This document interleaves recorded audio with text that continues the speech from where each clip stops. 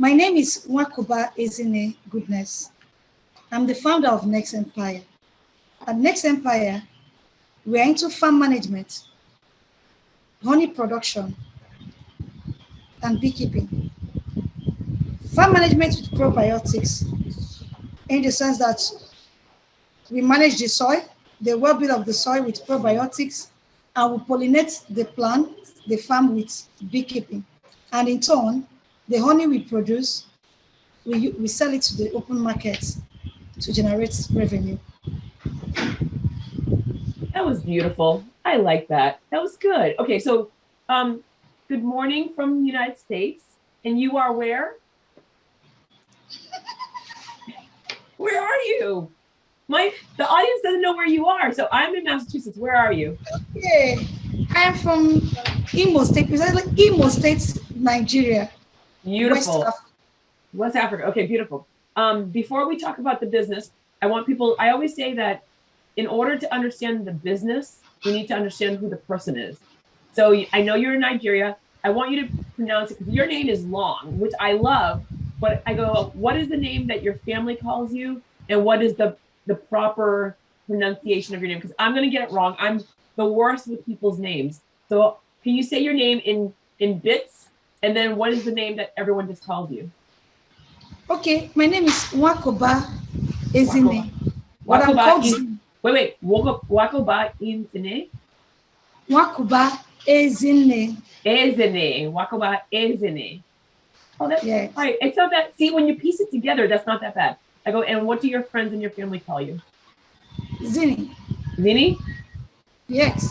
Oh, even better. Okay, good. Okay, Zinni, because my name is Jodi-Tatiana. Just call me Jodi. All right. Okay. That's okay. Good. Okay, Zinni. Now that we get the names out of the way, this is good. So when you were younger, so you're born and raised in Nigeria. When you were younger, are there people in your family that are entrepreneurs? No. What? You're like, no. I'm the first entrepreneur in my family. I'm from a state where everyone is a civil servant. They are public servants. So I'm the first person taking a different line from the family. So what do your parents do, and do you have siblings? Do you have brothers and sisters? Yes, my mom is a civil servant. My dad, the same thing before retirement. My siblings are all working for firms. So I'm the first person that is actually building something different to employ people.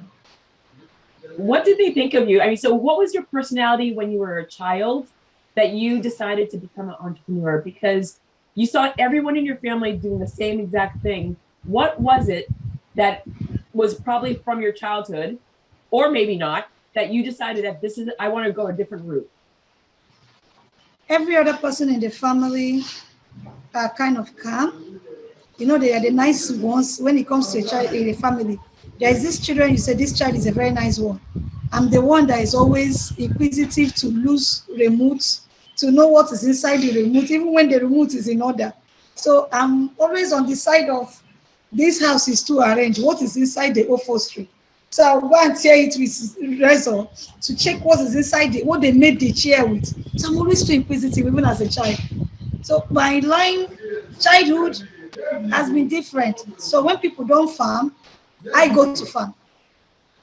When every other person in the house says, let's just buy garri and do, I say, no, let's cook in the house. So I'm always the different person entirely in the house.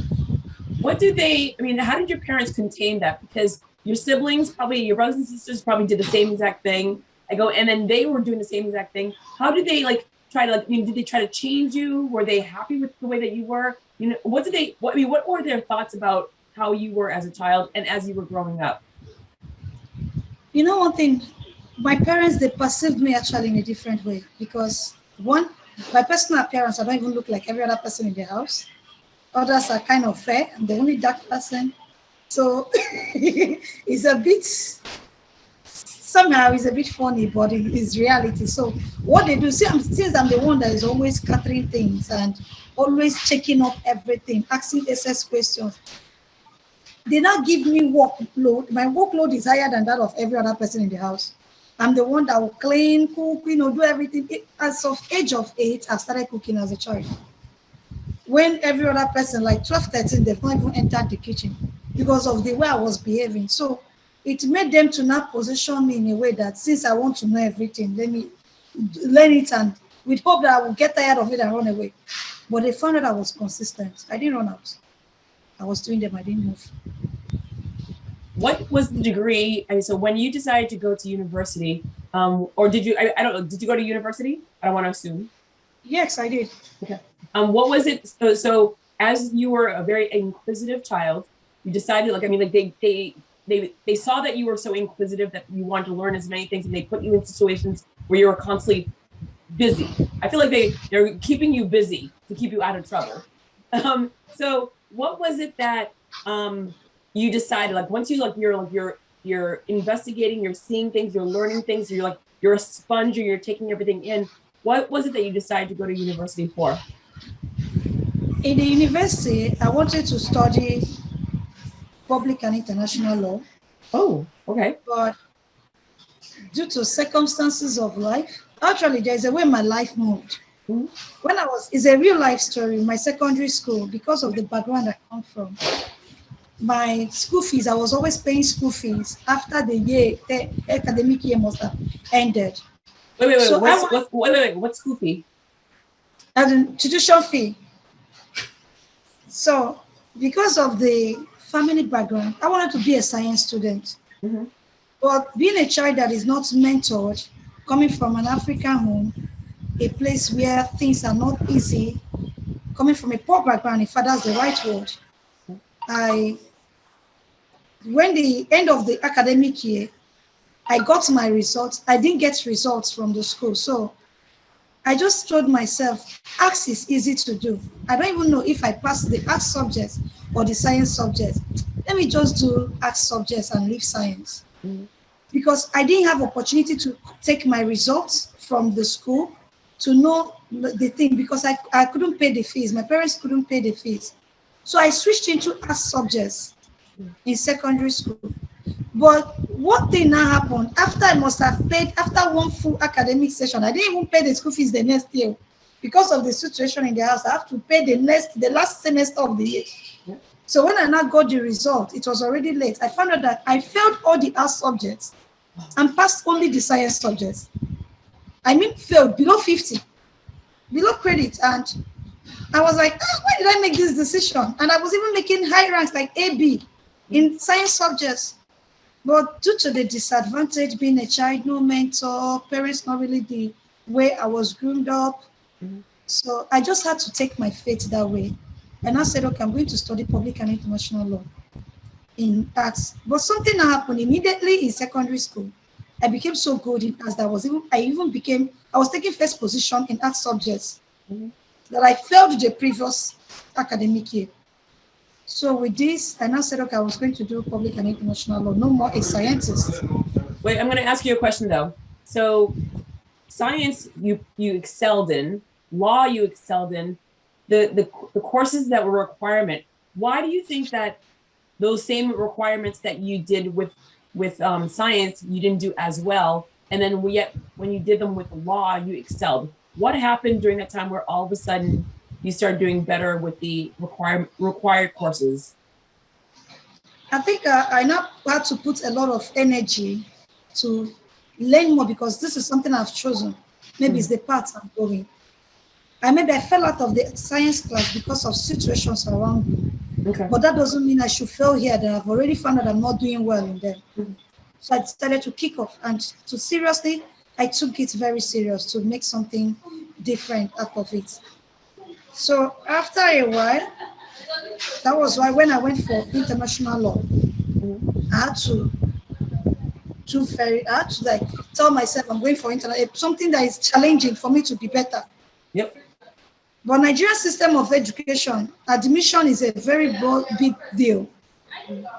Admission application, you write jams, schools, and so many issues. The mentorship section of grooming a child from 0 stage to where you are heading, to the school you are heading to direct, is not existing in this side of the world. Okay. So I had to make do with what I have.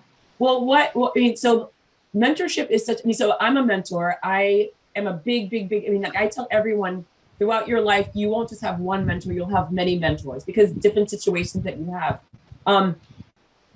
I'm first generation born in America. Our family's from Haiti, and I've always had it. I mean, like it's never been a thought in my mind because mentors, for me, the way that I was taught was it starts with your family. It starts with your relatives, your cousins. So my cousins were my, like, I mean, like my parents definitely, but my cousins were by far the mentors that I listened to. Your parents say things to you and you're like, okay, yep. But then when you see people your same age, you tend to listen to them a little bit more. And then when you realize the importance of them, you find mentors that are older. So I see the importance of mentoring throughout my entire life. Why was it not as prevalent in your life? I mean, is it just not something that is just known in Nigeria? So because I mean, I've mentored so many companies in Nigeria, in Africa overall, in the continent of Africa. I've mentored so many people. So when you're saying that mentoring wasn't part of your life, why was it not part of your life? Because I feel like someone tells you a story, that's a story that is mentoring you, but is it not? Okay, I come from a kind of a ghetto region, semi-ghetto area. What we see, environment plays a lot of role. For instance, my primary school was in a public school. When a lot of people were going to private school where they had a lot of attention. So we in the public sector, there's a way we handle it. We see things. And coming from an environment where the competition is very less, people just believe once we eat, we live. The image you are seeing is the one you show yourself. Yeah. So I always tell myself, I started from childhood to tell myself I was going to take a different path because I do tell myself I am competing with the world, not with my environment. I think that was why I even moved that very fast, because I just have to do a lot of things out of my mind. I didn't want the environment to rule me. As a child growing, when you find yourself in that kind of area, it's like a semi-ghetto area. In fact, it's a ghetto. So for you to find yourself there, survival is something else, but you have to be focused, not to follow the wrong paths of life. So many parents that want their children to be used for guiding them to get something better out of them. They don't want them to follow the wrong paths. Who do you know that is the wrong path? When all of us are living in the same place. Who are you looking at to? We don't even read newspaper. To speak English well is even a problem. To understand the English is even a problem. So who is mentoring you? I understand. So it's the environment issue. The game was an environment game. So we're picking up from where we are, from the environment, and making a turn. It's like a miracle.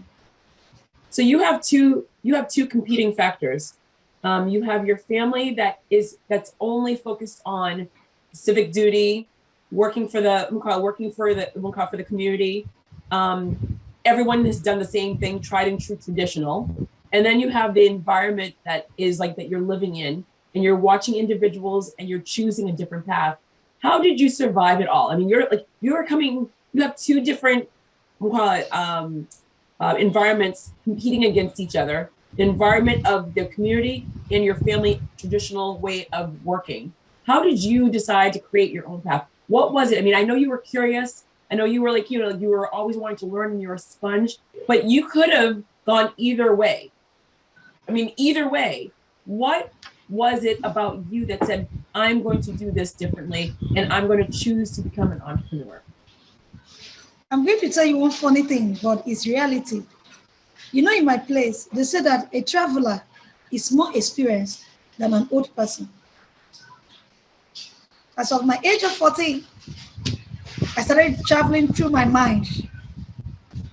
In my mind, I visited many countries, even when I don't even know what they look like. So at the age of 14, I've started seeing myself in different countries, in different offices, even when I've not been there. I use the power of the mind to make a poster. So what I do is that I love writing. I'm always writing. So most things I picture in my mind were the things I was writing down. But the only challenge I had is that how do I gain access access to people that will lead me to that road. That access was what was the big deal for me. For me, I had thoughts, good thoughts while growing. Mm-hmm. I had a purpose. But the question is, who is that connecting door that will take you to that place? That was why it was difficult a bit. You But need to. in all, I also did something that helped me out. You know, I tell people something: when you want to grow, always watch people that are rich. Mm-hmm. Wealth gives exposure, but exposure gives wealth, these two things. So I always like reading stories on people that are wealthy, Mm-hmm. even when I don't know how they made it. And that was when I developed the culture of admiring beautiful things.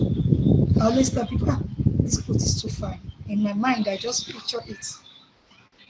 So it is how it is. But if it's for the environment, family, in fact, till now, I'm still the only odd person. Sometimes they even come in. One of them even called me saying, you need to talk to us how you were able to break out, because that's what I want to understand. We are in a century that people are getting exposed, but the challenge we had was information. Yeah. Maybe because of where we were found. Mm-hmm. Because the world was moving on, Nigerians were developing, things were happening in the nation. People were getting opportunities, but we were limited because we didn't have access to information. Right. Maybe information opened portals for me. That's the way I'm saying it. You need to be my best friend. So I just want you to know that right now. You need to be my best friend. You're fabulous. You really are. Tell me how you started the business. I mean, what was it that you were in school focusing on international law, and now you own a business. How did that, from the point of studying law to now, what happened, and what was that moment of this is it? You know that we didn't finish the law story. Unfortunately, I could not get admission to study international and public law. Mm-hmm. So the dream of law was out of the game. Mm-hmm. I now got admission for political science, which I did the political science. I studied. But after a while,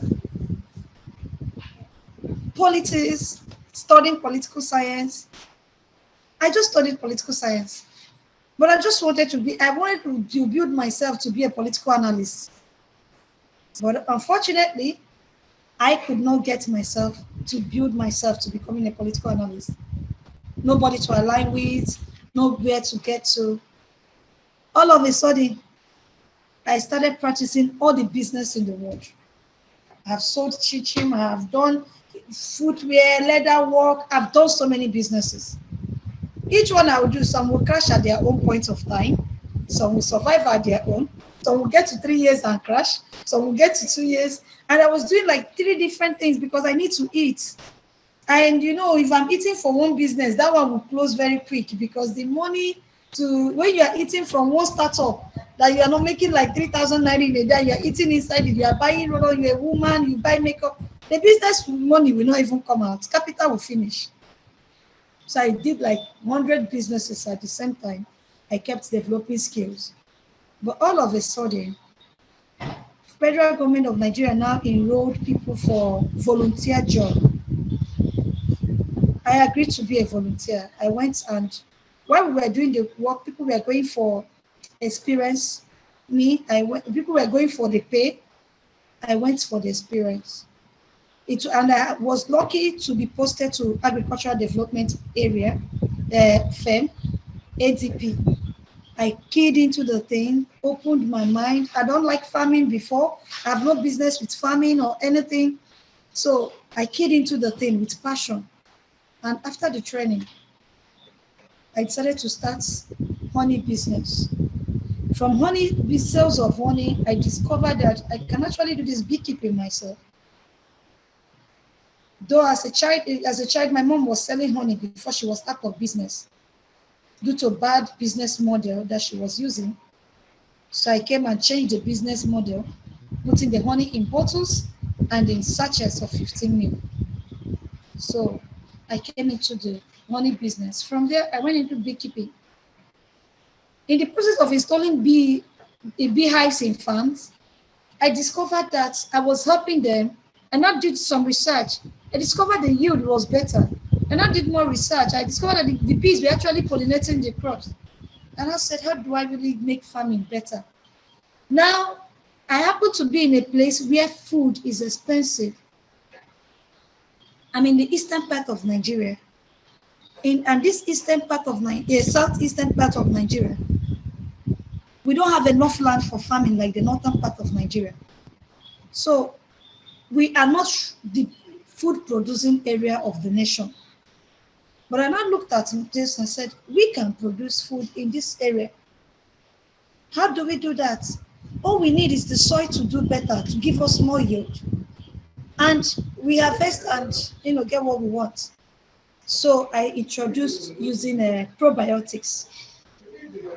That was how I started managing farm with probiotics to increase the well-being of the plants and using beekeeping to pollinate it, increasing the yield by 60%. Normally, Nigerian farms, what farmers produce is like 22.0% of their yield, but this is just giving you to like 60% of the yield. I have to ask you a question.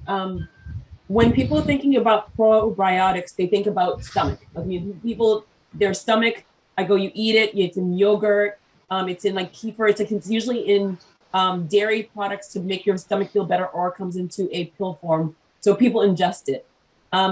You don't think about probiotics going into a garden or and growth of food. So is this something that's always been the case? Because I don't know. No. I never knew this. Or is this something new that you discovered? It's a new thing. So I had to partner with a company that is doing it. Okay. That is producing the probiotics. They are plant supplements. This is what they look like. I have some in my office. These are the activators. Oh, all right. So it's just like it just goes into the water. It goes into the soil. Yes. Okay. Did not know. So when you do that, it helps the soil. And is there a specific powder that does it, or can anyone just go to the store and buy? It is made up of rice bran and other things. Okay. And so when you discovered this, I'm sorry to interrupt you, but I'm just so curious about this. So when you discovered this, was this like, did someone teach you? Again, this is not what you did. I mean, you went and you did so many different things. How did you discover this, or who mentored you to understand this? Okay, I made a friend. Mm-hmm. So they were into this probiotics. They were talking about the probiotics. So at the spot, I said, what will it do for me in a farm? She said, okay, see what it will do for you in a farm. I said, okay, I want to partner with your company. Give me these probiotics. Let me try it out in farms. If the yield are good, fine are good, I push it. And I gave it a trial. It didn't come this way. Yeah. They come in form of it's like it's not chemical, it's an organic. Right. Yes. It's an organic form, substance. It comes in an organic form. Okay. So our own is just to take the partnership from the company and use it in the farms we are managing to have yield. Because many people don't know this. So how do we now do it? We now send it to smallholder farms to increase their yield. Because in Nigeria, about 80% of the farmers are smallholder farmers. Yep. So they're the ones that need this to increase their yield. Farming, I mean, and this I have known. I mean, so many times I've heard this in Nigeria. There's so many more farmers. They're trying to combat the food industry because like there's a major food situation in Nigeria that you're trying to solve. Is it to the point where the farmers are eating the farmers, meaning that there's just too many farmers? They're not producing as much as they should, number one. And number two, are they competing so much against each other that prices tend to be high, or maybe they tend to be low? So, I mean, are the farmers doing the jobs that they were set out to do? Because you're now these farmers are going to be your clients. Your best clients are these farmers. But how many farmers are out there? How many of them are doing very well? I mean, are they fixing the problem of food shortage in Nigeria? No, the farmers are having a lot of challenges. The challenges is both from the soil, the pH level, and so many other things. The farmers are having a lot of challenges. So it's not just a particular set of farmers, it's a general thing. Okay. Now, why they are having this yield is because a lot of factors are affecting them. But the seedlings and so many things, workmanship, labor, efforts put in, availability. That is why the yield is this way. Yeah. And why the food supply is not even enough is because the Nigerian population is much. So the food is not enough for everyone. About 40 million plus Nigerians still starve. So the starvation is a big is a massive problem that needs to be solved. And some people don't even starve. Some people cannot even afford the food properly. 3 square meals, they can't. But if we work on this and food is everywhere, everybody will have enough to eat. Nobody will sleep hungry again. If we are producing enough, the prices will crash. If everybody is carrying tomato and nobody wants to buy from each other, people selling will sell 5 naira. No more in thousands, because it's everywhere. So the vision is to increase food production when it comes to our aspect of farm management. Okay. So now you learned you started forming relationships with the farmers. You're understanding the probiotics are like getting in there. So now how did the bees get involved? Because you could have just focused on the probiotics and teaching the farmers how to use it to increase their yield. And yes, and bees naturally could have come out of anywhere. But how did the girl from your family, the lawyer, the scientist, how did the bees come into this? Okay, so honey markets is like 70% saturated with adulteration. The reason why honey is adulterated is because of its seasonality. It's a natural product. It's not something you walk into a shop, pick a sulfuric acid, pick this, mix together, and you have honey. No, it's a natural thing. It takes a process. So the honey, because of its seasonality, the little people harvest, they adulterate it to have enough to serve their markets. So beekeeping, I being someone that deals on honey, as a normal like a market, I also was having the challenge of sourcing honey, pure honey. Because most times when they bring the honey, it's already adulterated. I have to trash it or send it back. And honey is not something you identify original by looking at it. I tell everyone, I don't know what works for every other person. But for me, it's only scientific analysis that works for me to know original one. Even with my years of experience in the field. So because of its scarcity, and I said to myself, why don't, as I'm using beekeeping, as I'm managing farms, I use beekeeping to pollinate the farms of these people, and in turn I harvest the honey. So when I harvest the honey, I have original honey that I'm sure of the source. So I package and sell to my customers. So now this is I would sit there and see this is a dual process of, you have the pollination. You have the probiotics. That's one part of the company, and then you have the honey. That's another. Is it 2 companies, or is it one company that does it both? No, it's a company that does both. What we do is that normally, as we're installing beehives in your farm, you might be having challenge with your tomatoes. You might be having challenge with your cucumber.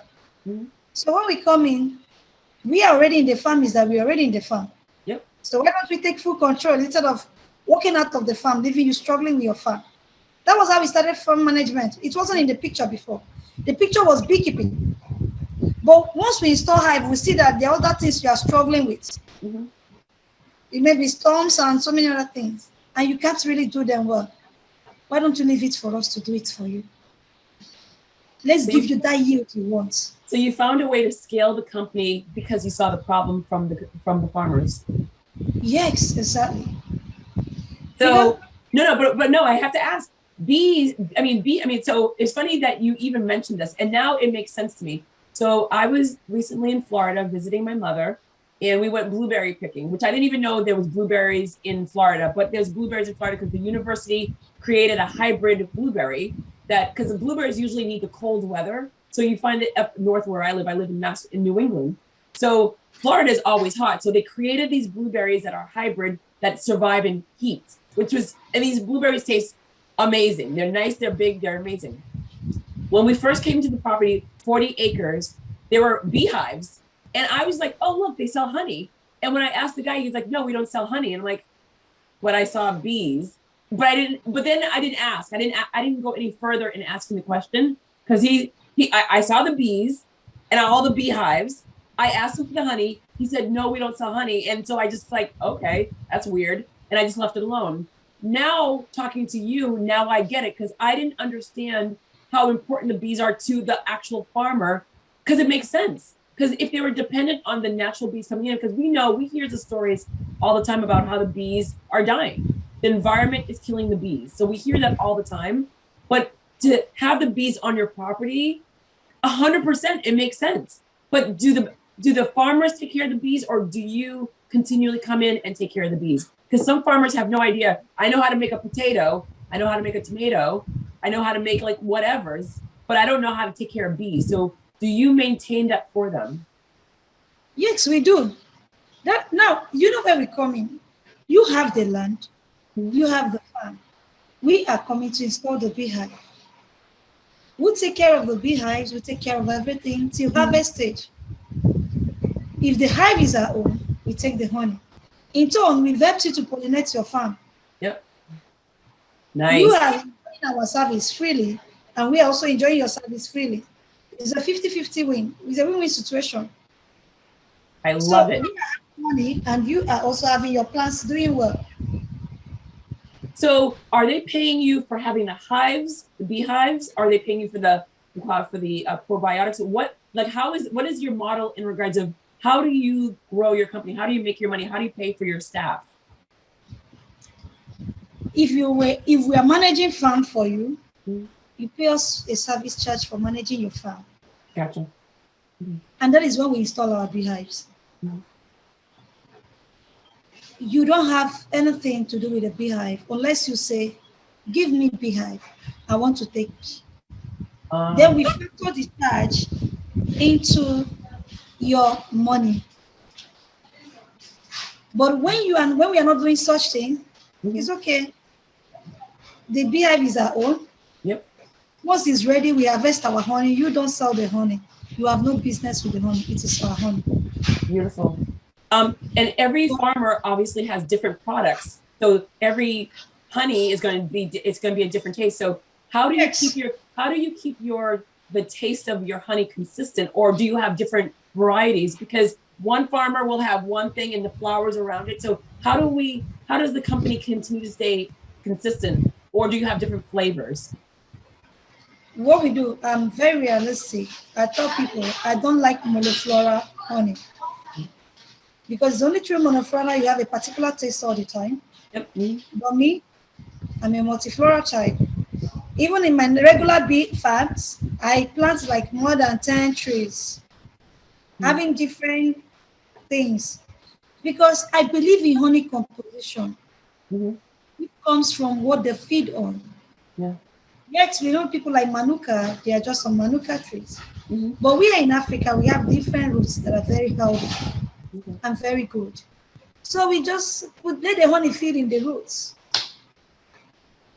No, go ahead. What we do is that when we harvest from this particular farm, will tell you this one is coming from cashew tree farm, cashew plantation. We package the honey separately, tag it cashew plantation honey. Okay. Then when we harvest from banana farm, we'll tag it is from banana plantation. The honey doesn't, our honey is not the same taste because we are dealing on different harvests. And I, as a person, don't have the intention of maintaining a particular taste of honey. I don't want to go on that business model. It will be disturbing for my plan and it will affect the original plan. Business, it will affect my original plan, which is sourcing from different sources. So that's why I don't want to maintain that package.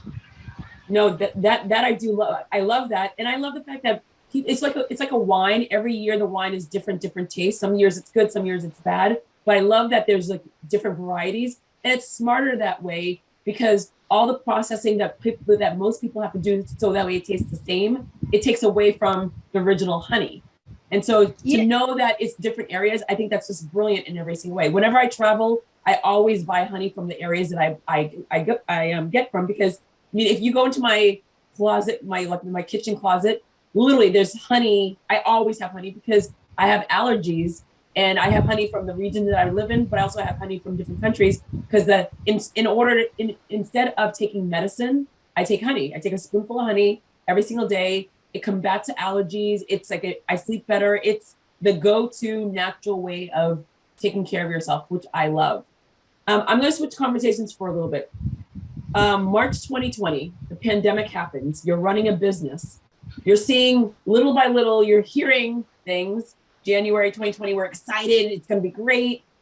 February 2020, like what's going on? Something's like happening. What's this COVID happening? And then the world, for the first time in 100 years, the world shuts down. What did that do to you personally? And what did that do for your business? Okay, for me, it's in two ways. It was an opportunity and it was also a challenge. Maybe we'll start with the opportunity aspect of it, because good news is better to come first. In 2020, March precisely, Negs Empire is a rebirth of a vision. It was rebirthed into full operation in 2020. What did we do? Exactly at the time of pandemic, I knew that people need to boost their immune to survive. And one of the best things to boost your immune is honey. So it was an opportunity for me. That was when I put in all my energy in the honey business. Like, we really need to boost people's immune because people have to live, people don't have to die. So we were just doing the honey, left, front, right, it was working. Sales were going on. So it was an opportunity. I never encouraged the pandemic, but I giggle because I mean, for me, the pandemic was amazing. I mean, everyone, knock on wood, I mean, like, everybody was healthy. Everyone, I mean, Caribbeans, we focus, like, staying healthy. The amount of people that are excited about how well they did makes my heart happy, because in the news around the world, you hear the bad. And there was like, I mean, millions of people have died. And I will never take away from that. But I'm so happy and so proud of the people that did so well, because whenever you never want to give up an opportunity for growth during a downward economy. When you give that, I mean, you'll never, because it will come back again, not to the scale, but what an amazing opportunity we had. And so I love it that you're smiling, and I love how you sit there and saw that this was a great opportunity. You automatically went there. So bravo. Thank you. So you see, for me, my sector of business, and you know one thing, no matter what the pandemic looks like, everybody must eat. So it's a food sector. And many people were really lying down at home. But the challenge we had then was movements. It was difficult to move. You will get orders, but you can't deliver to those places because maybe those areas are restricted for people to move to. You have to wait for a market day to go and buy or to sell to people. That was the challenge. And again, because people weren't really coming to work, the staff strength reduced. We couldn't work with much people. People were working from their house. But it was an opportunity for me because it helped me to develop a particular business model that I called locality beekeeping. During the pandemic, I could not source honey from distance because of restrictions in movement. And I told myself, why not start a locality beekeeping whereby in every area, in every local government, there is a beehive owned by you. There are colonies there to supply honey to those people in the area. So when they need honey, they just pick it at their backyard. You don't need to start with building over 200 miles or 100 miles or 50 miles to give people products. No, but the thing is, you learned how to do it. An average person, I mean, like, let's just say someone's allergic to bees, but they understand the value of eating honey. How were you able to educate people? So, like, yes, it's easy for me to purchase it from you, but how do I know my queen bee? How do I know my worker bees? I go, how do I know if there's like some worker bees that are fighters and you have to try to get them out of the hive? And I go, how do I take them out? So there's so much education to a beehive. Are you, and during the pandemic, you're limited of traveling. So how are you able to educate individuals to purchase it, number one, but also keep the bees alive? And then once you have the honey, to actually take it out? Because there's a lot to learn. So you know what I did? The first thing to do is to look for people with your capacity. I started looking for beekeepers in every locality. Okay. What did I do? I made them affiliate beekeepers first. I am your off-taker. Produce and buying. Don't bother how to sell it. I know there is no movement, but I'm going to get someone to pick it up from you. I had to first locate beekeepers in the localities, in the areas, to work with them. How many did you find? Well, that's another thing. Finding is different. Having knowledge and the professionalism is a different ballgame. So I couldn't find much, but in few local governments, I found some people. But you know what I now did? I had to start a coaching process online. That was when Zoom became useful. Yes. To me. So I had to learn how to use my Zoom. Yep. I wasn't using Zoom before, but I used it to acquire the skill of using Zoom. So I started using Zoom just as we're using it to talk. That's how I learned it. Because I was looking for a route to talk to people. How will I get to people to see what I'm doing, like in real practice? Yeah. So we now started using Zoom with phone. I get to open a hive. I open your own. Clean this way. Bet it. These are the betting materials. That was how we started tutorial. And this is how Negs Empire coaching, beekeeping coaching came into existence. Consultation and all those things. I wasn't doing it before. It was during the pandemic. We started doing it. We started consultation. Because we now see that we can even work from a distance. That's the power of internet. So I said, okay, let's go ahead. Let's start work in progress. And that was how we started it. That's what I was going to ask you, what you just answered. I was going to say, look, what did you learn during the pandemic that you would have never done? The coaching and online, which is great. That is it. That was what I learned.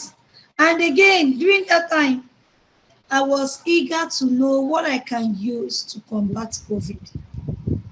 I developed a product that I called Mama's Combo. You know, I'm fondly called Mama. Everybody calls me Mama. I don't know why, from my childhood, everybody calls me Mama.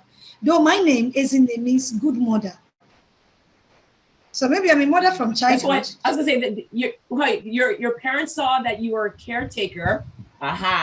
Your parents saw that you were a caretaker. They gave you the name. They could see it right there. Maybe when you were a baby, you held onto their finger. They're like, look, she's already taking care of us by holding onto our finger. This is the name. And then it just ran from there. And then you were curious. You asked questions like a mother would. So there, see, it's all coming together. Okay, maybe that's why. You have to go back and ask them.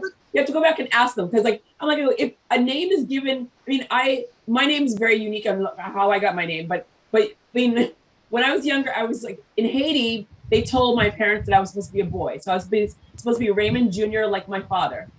I came out, surprise, not a boy, so they didn't have a name. And in New York, in 1969, there were subway. There's in New York, there's either a borough. I was born in Brooklyn, or a subway. And my father says, and we still can't find the person. Look, my father said he got out of the subway, he got off the train to go to the hospital to go see my mother and me, and they still didn't have a name. And there's like a big billboard of this beautiful woman, and her name was Jodi. And my father named me after this beautiful woman. I have yet to find the billboard. I don't know what this woman looks like. It's so ridiculous, but I was named after this woman. And so I still try to look to see who is this lady that I was named after? Because what if he's like, Jo, she was so beautiful. I had to name you out. I'm like, really? That's how I got my name? The way you got your name is better. So much better. Or at least the way I made it up is so much better. All right. Yeah, that's cool. So the pandemic happened. You added this whole entire new process of how you're going to scale. So now you're teaching people, you're mentoring individuals. You have all the different local people. The world starts opening. So where are we now? Like, what is the company doing right now? And by the way, love the nails with the whole entire bee. Love it. Thank you. Great job. Great. Marketing and branding. I love it. I love it when people do it. I see the yellow around you. But what is the company now? Like how, like now that the world is, I mean, certain countries are opening, not all countries. Hong Kong right now that we heard, they're all closed down again. So there's countries that are opening, closing. Where are you now 2 years into the pandemic? How has your company changed? How have you changed? How has your team? And how big is your team, by the way? Okay, the team, personally, we're up to like 9 or so when we were having the vision. But when it came into full existence, we started with like 3. But 3 to 9. But think about it. No, 9, it was 9. Yeah. When we were having the vision of who to incorporate. Yeah. But when it started, the motion, we reduced to 3. You know the thing, let me give you the real breakdown of Negs Empire. Negs Empire came into existence, started full operation in July 10th, 2020. 10th July 2020 was when we started full operation. Pandemic came March, but that March, we were still telling people we have honey, book your orders down, people were paying for products they've not seen. Even me, I've not even seen the honey because I've not sourced it. So we were doing like whether it's pre-sale or pre-order, I don't know how to put the English. So people were just booking down. Exactly July 10th, that was when Negs Empire came into existence, 2020. But the company was registered in July 2019. So when we were registering the company, we were like, we want to really sell honey. It was the vision was honey. The vision from the day one was honey in affordable quantities because honey is expensive here. So we were making it affordable for all, considering the bottom of the pyramid. So that was the vision. But you know, things, situations, certification, and all those things. So by the time we started that July, we even started it with crowdfunding. I was like, who is ready to bring out money? I will do the operation, you do the funding. And we started with a very little money, and to be very realistic, because we just wanted to try it. Since the sachet we had in mind is not coming, I said, okay, let's first try bottles. Let's package in bottles. Branding, everything was my idea. Packaging, my idea. So people first bought maybe because the packaging was beautiful. But when they now discovered it was pure honey that was inside, the demand increased. We started full operation 2020.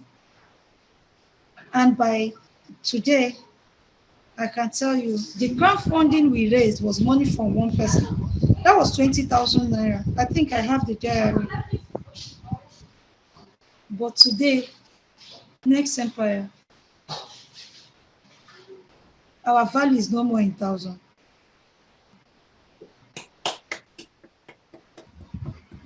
So I love it. it's something that we've gotten to the spot that we're even registering. We've started our FDF facility registration because we've gotten to a point that we are partnering with a company in US to use their their stuff, our sales outlets. We've sent their honey and they like it, and even on their own, they placed order that they want us to supply. They want Negs only to supply the honey we supplied before. So question there. How did you find the person to partner with? Because the honey industry is saturated. The ones that are natural are harder to get. So I get my honey from my travels, or I live on an ocean. I live on the ocean side, so I have places and people that create their own honey. So I can go to a neighbor and buy honey. So how did you find, once you started to like see how the company was growing and you knew that you wanted to go global, how did you go about finding the person to actually extend to? Because again, you were licensed in July 2019. You started production in July 2020. And so I'm sorry, 2019 you licensed, July 2020, during the pandemic, you create this company, the branding, the whole entire thing, people are buying from you.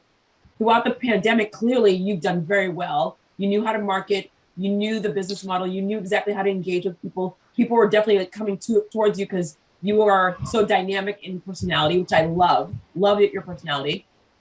But now it's time to go global. It's very hard to go global for companies. So how did you get to that point where people were like engaged with you enough to say that I want to sit there and purchase your product and I want to sell it in the States? You know, there's a way that people put it.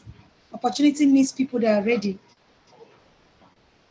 On Facebook, I was just on Facebook, someone shared a sponsored ad. It's a company I'm always interested, I'm always logging on. I don't know, it's like an AI something.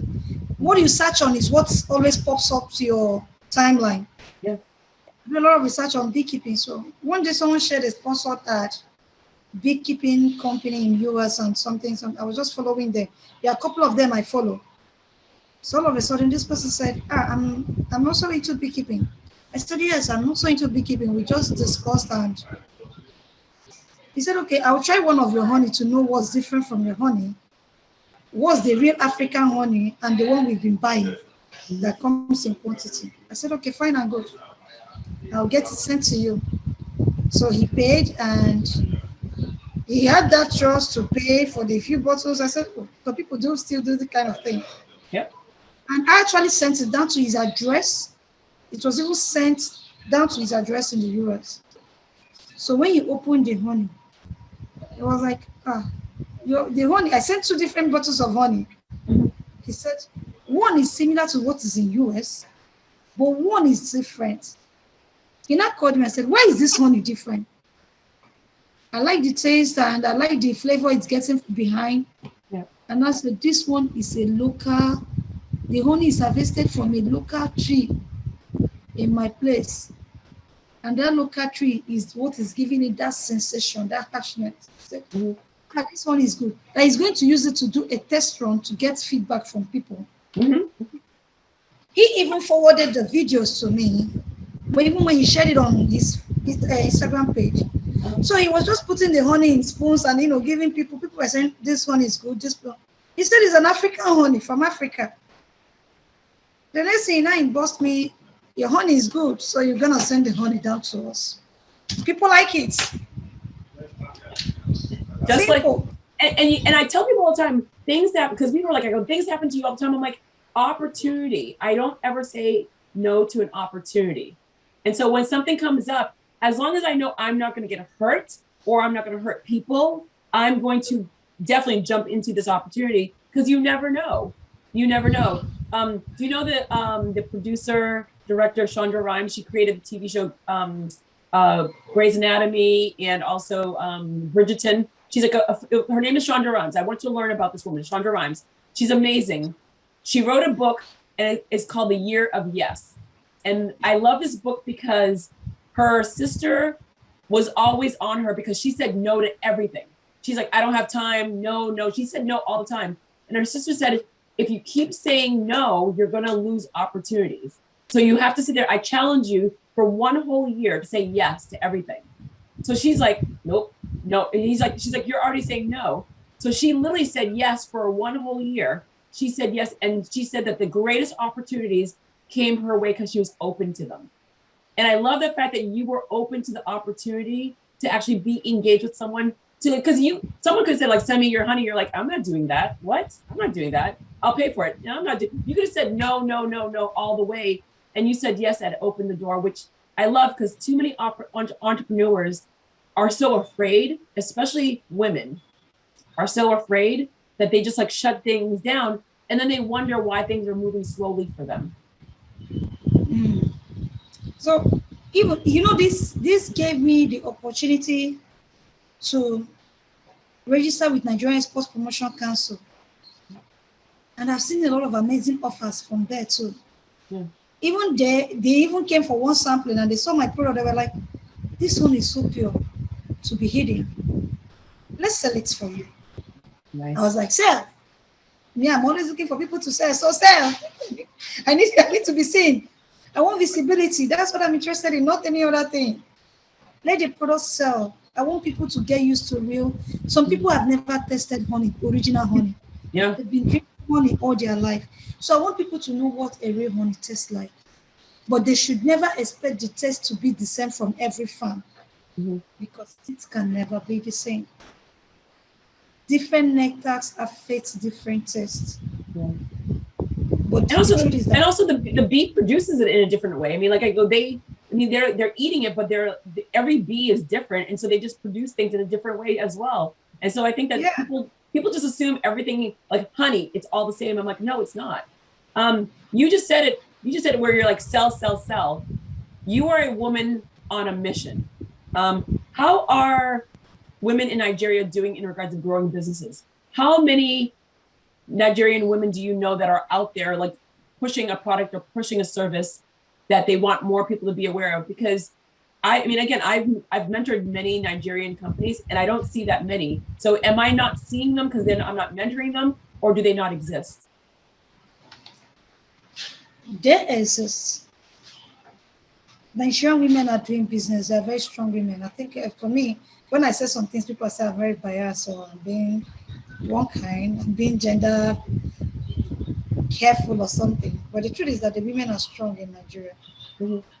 A lot of women are doing great things in Nigeria. But the thing is, where is the connecting door to take us to the public? The doors are not easily accessible.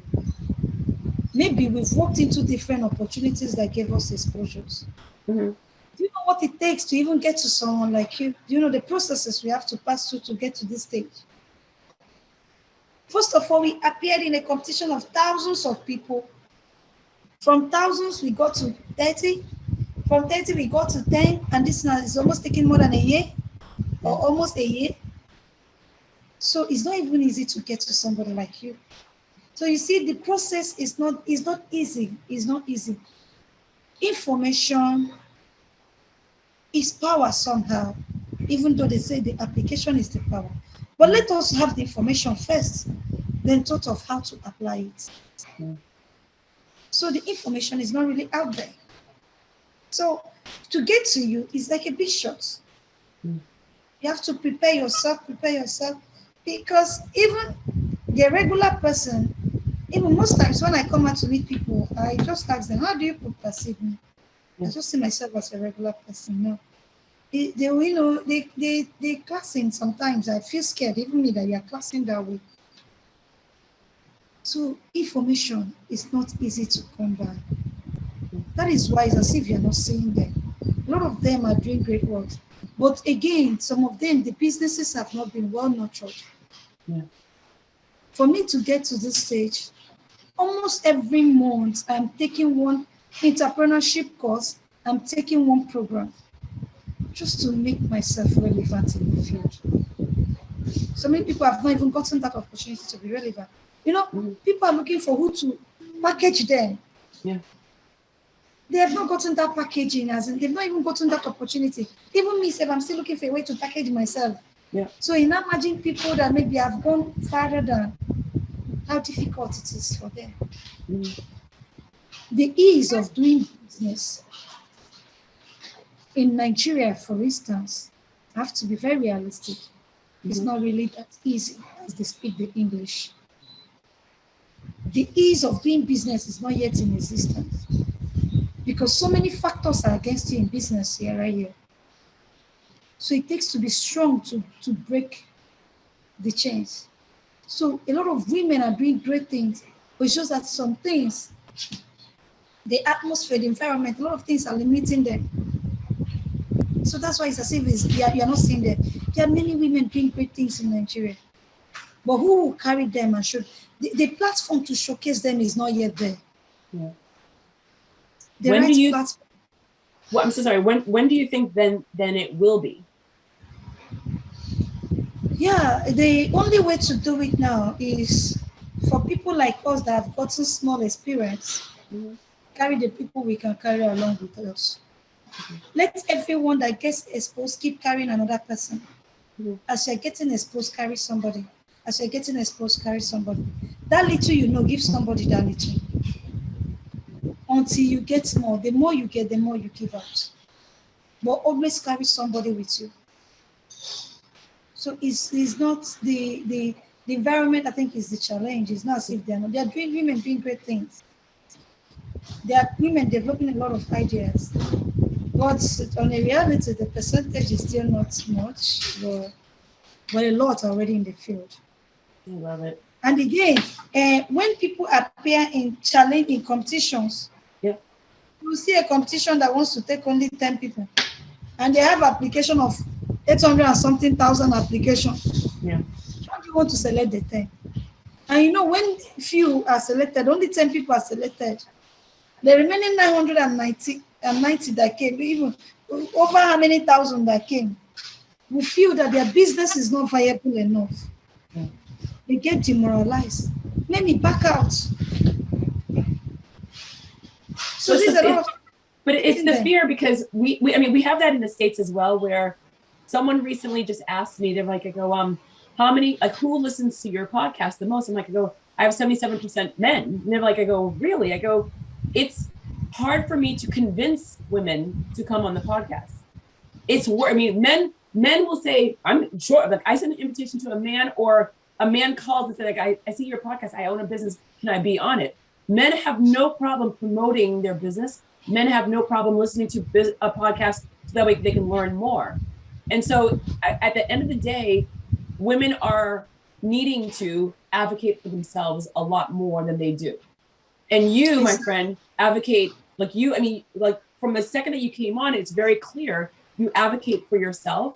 And that's where and how you evolved so fast. You know what you're doing, you know the pain point, you know how you're going to solve it, you know who you're going to work with, you know your target audience, you get yourself out there and you're constantly learning. And so for me, that's what I see already, where they don't need to, women overall, they don't need to learn how to grow the business as much as they need to build their confidence before and then get your business out there. Because if your business is great and your confidence is lacking, it doesn't matter.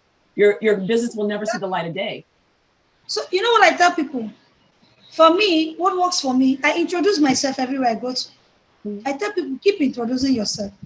Even when you don't meet their classes, maybe when you walk in, people that are there are just presidents, introduce yourself. Yeah. Even when you're a low class, you keep introducing. I tell people something. Keep doing what you are doing. One day there must be proof. Yeah. This is what works for me. I've introduced myself in more than 1 million places. In most cases, I was not even accepted. I was pushed out, and most cases people said, "It's not." Someone has looked at me and said, "It's not ordinary honey that you are doing." Yes, most times I get demoralized. Most times I get scared. Most times I keep quiet. But the truth is that keep introducing yourself. Mhm. One day, you know one thing in life, people don't like business posts. But when you do something that is weird, that's what they like and that is what they do. I told someone one day, since people don't want to buy my honey, one day maybe I will dress the way they want me to appear and tell them buy my honey. I do the same thing because I always say sometimes you just have to do something to make the person laugh. I go, and then when they laugh, they're like, you know what? I'm gonna buy because she just made me laugh today. I need someone to make me smile, and that's what I'm gonna go. And sometimes for me, because I'm either making you laugh or I'm very hard on you. And so most of the men in my life, they say like I go, they can have conversations. They're like, how did you meet Jodi? I go, she made fun of my shoes, she made fun of my clothes, she made fun of me. And I was just like, who is she? And then it was so engaging because no one else would ever do it that I automatically gravitated towards her. So do something to stand out is always my number one priority. Like if you can stand out, that's a good thing. I have two more questions before we go because I've taken way too much of your time. So two more, I have the last question, but I have this one last question where you've given us so many nuggets of gold, like so many takeaways where lessons that I love. I mean, like, and I'm sure you don't even realize you're giving lessons, but I've heard so many beautiful lessons from you that I just really enjoyed. But the biggest thing for me is if you were starting a business, I mean, like, I'm sorry, I shouldn't say you, but if anyone in Nigeria, in the United States, in Asia, in Australia, I mean, anywhere around the world, I shouldn't say Asia, in Japan or Korea, so I'm going to break it down, or in China, if someone is starting their own company, what advice would you give them on the highs and the lows? So what were your highs? What were the lows of advice that you'd give someone that is looking to start their business right now? They're like, they have something and they're close, but they're like, do I do it? I'm scared. But what advice would you give them? The first thing you need, for me, if I'm starting a business today, I will look for partners first. Who are my suppliers? Who are my marketers? Who will be my coach? Most times why we hide ourselves is because we don't even know our capacity. I think most times every business person needs a hype man to take microphone and look at you and say, Jodi, you are doing well. Jodi, you're a good woman. Jodi, you have followers. You know, those words will keep you in shape and give you reason to wake up and bath. You just need that one person to hype you. If nobody wants to acknowledge you, tell yourself today, call your friend. Hey, how do you see me? Brother, how do you see me? You're a strong woman, you are doing well. Thank you very much. That is all you need to hear. This is what you need first to build yourself, because they are the people giving you direction to that vision you are having. Most times you wake up, you are very tired. You can't do much. Situations will weigh you down. A genuine entrepreneur will wake up this morning, have 1,000 naira in the account, but as of yesterday night, he had over 10 million naira in the same account. That is the real life. So look for that one person. Team is the most important thing. Team. You cannot do it alone, if not you break down. Sometimes you think your good is not enough. You discourage yourself. You need that one thing, to tell you, you are doing this well already. Calm down. For me, that's the first thing I'll look for. Partnership, the people, who is my supplier, who is my this, then who is that person that will support me. We all need a helping hand. For me, that is what I'm looking at. I don't know for every other person. Fund, for me, is the last thing. Because when you are with the right people to market you, fund will come. And when you are with the right people to guide you, there is an opportunity, apply, you might get grants, fund has come. But when you are demoralized, you don't even believe in yourself. Even if I give you 10 billion, you'll be looking at it You can't make anything out of the money because you don't know your capacity. That's what I tell people. That's what I look for. I don't know for others. And that was more than I even could imagine for an answer. That was beautiful. That was absolutely beautiful. Okay, so I do have the last question. The last question that I ask anyone, no matter how many times you're on the podcast, I will always ask the same question. It ends this way. And the question is, if you had a personal ask and a professional ask. So a personal ask, anything for you as a founder, as an entrepreneur, or a professional ask, anything for your company. For anyone that's listening to you right now, what would be the personal ask and what would be your professional ask? For my personal ask, I would need a friend that I would talk to, that when things look as if it's crumbling down, the person will tell me, Ezinne, get up, wear your clothes, you are doing well, just go to work. I need that's just one person, a friend that will suit it everywhere. The person has to be someone I can go out and play with, let's go to beach. After all, we don't work this week, let's gather the money, go and spend it somewhere. No, I will go. Then the person will be the person that you are looking for a marketer. I have this link that the person is good at promotion. Why not try this link out? The same person will be someone, things are not really working out. The relationship is getting so. My boyfriend did this, my husband did this. What do we do about it? The person will say, okay, fine and good. Why don't you do this? Why? Because the person is protecting you, protecting your business, protecting your personality, and securing your future too at the same time. That is the personal ask I will be looking for. And your professional ask? Professional ask. IT is my highest problem. It might sound funny, maybe because of where I'm coming from, or maybe the way I saw my life. I'm not good at IT. To press computer is a big deal for me.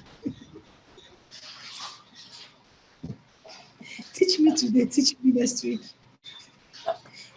Sometimes I'm so shy to say it, but people will look like she's too archaic, she's too awkward. It's not true. I'm not awkward. It's just that I don't know how to press it. Computers, technology is it's overwhelming. Technology is overwhelming because it's moving so fast. It is. I have tried, and I keep trying, and I still want to try more. So this is my own. Then the second professional ask I'll ask for is, I need someone that will help me to build a global brand. I want to be a product. My vision is to have my business live above 100 years.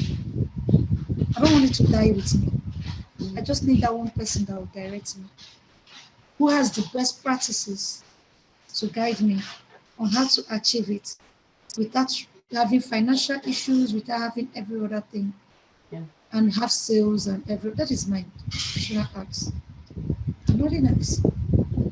I love them all. I mean, I won't even be mad that you sit there and ask for two professional asks. I love it, because get out there, and I love that you asked that. This was an absolute pleasure. This was an absolute pleasure talking to you, because you are powerful, you are resilient, you are funny, engaging. You have so many amazing quotes that you left behind. I mean, this was like, for me, it's morning. What a wonderful way to start my morning. This is absolutely phenomenal. Like, bravo. Thank you. I have no doubt whatsoever that you will succeed beyond the words, beyond what the world has thought up for you. I have, with all my heart, I believe that you'll get so much more. The universe hears you, sees you, and it will provide for you. I do have one quick question, because I do have to go, because there's another interview after you. But what do your parents think of you now? Like, what does your family think of you now with everything that you've accomplished? How do they perceive you? You know the truth. Yesterday morning, I've not been in the States for a while. I just came in yesterday. So I've been on different jobs, because I'm a farm manager. I now go to different states to install for people and work for people. Yeah. So I just came in yesterday. Immediately I walked into the house. After like 30 minutes, my mom came into the bed where I was lying down. She said, Zini, I want to thank God for bringing you into my family. You are a blessing to me. She just said, Zini, you know one thing? You are strong. I'm proud to have you as my child. You've done me well. You've done me proud. I know you will go to a place where maybe I have never visioned that you will be. But you see this your part? I would have loved if every other person would take it. I'm proud of you. I just did as if I didn't hear the thing, just to do small. The tears. Who cried first, your mother or you? Like, I'm like, what? I didn't want to get too emotional. I just like, Kai, is it like this? But sometimes when that child you see as the trouble, when that child starts giving you joy, it's encouraging. So I think they are happy now. I took this back. You know the truth. They always tell me you're a boy. But maybe my mom even looked at me and said, I wish you were a boy. My grandmother would say that my grandmother said it all the time. My grandmother was like, you're better than a boy. I'm like, yes, I am better than a boy. I should you always tell me, you were like, I was expecting you to even be a boy. So, but it's okay since you turned out not to be a boy, but you had more of you behave like a man, you act like a man, but that's when it comes to reasoning, you reason like a man. But I don't know why they always have this perception that women reason lower than men. And I don't believe that, I'm a woman. My IQ is higher than that of so many guys, I believe. Oh my God, Ezinne, thank you. It's a pleasure meeting you. It was so, and hopefully one day you will be in this. One day, hopefully you will be in the States. You will be in Massachusetts, and I will meet you. Or one day I'll be in Nigeria, and I will be able to meet you that way. Okay, but let's leave it at that. It'll work.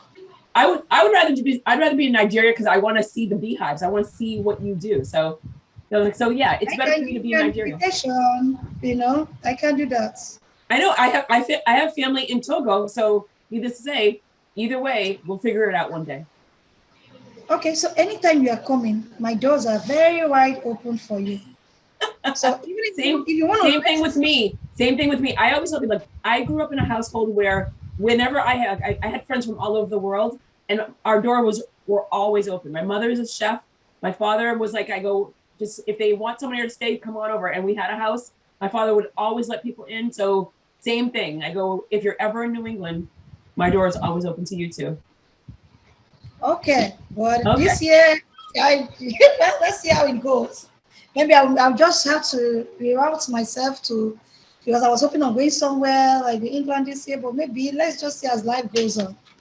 We just Look, this is the moment where I tell people, I go, you could actually have things, or you could have memories.